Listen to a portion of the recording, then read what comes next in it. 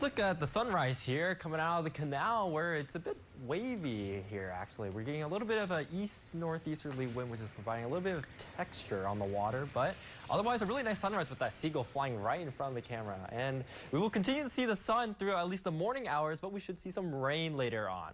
Right now though, current temperatures are in the 50s and 60s across much of the area. I think the 50s are closer as you get further up north and 60s further down to the south, but generally calm and clear conditions. And we should expect those temperatures to rise into the mid-70s by the end of the day, perhaps a couple upper 70s down to the south near Wisconsin. Satellite radar again isn't showing anything right now, just again a couple of showers that are almost not making it into Brainerd right now. In fact, it looks like they're basically evaporating on their way into the region, and so that's good news if you're trying to stay dry here this morning. But we do have a little bit more rain on the way from the southwest, and you can really see these showers and a few thunderstorms that are starting to develop out of South Dakota.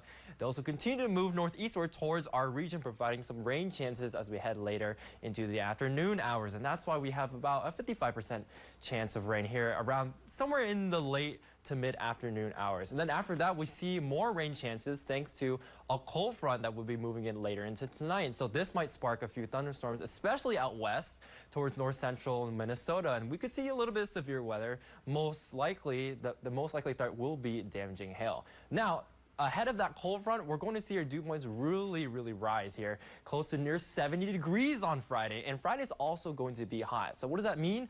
Well, our heat indices are also going to be hot on Friday. So it's not something to be looked over at. So down to the south here, if you're south of the Twin Ports, we could be seeing heat indices near 90 degrees across much of the area. And that's dependent on clouds, right? If we do have more clouds in the morning hours on Friday from those leftover thunderstorms we had tonight, then the heat index won't be as high. But there is still the possibility that we see heat indices into the 90s tomorrow, especially south of the region. Then we cool on off after that. Okay, here we go. So we go late week here and we go have the cold front moving into our area. That's going to provide some rain chances again heading into the weekend, where we could see a weak low pressure system provide some rain across here and towards in between the Twin Ports. So let's time out here the rain heading into this afternoon and into the weekend. So this morning is going to be mostly dry, though again we could see a couple showers out here, especially towards north central Minnesota towards the afternoon hours. Wisconsin, you're likely to be dry as these showers will most likely dry on out. Then we could see a bit more widespread coverage, still scattered, but we could see it across Wisconsin in through tonight.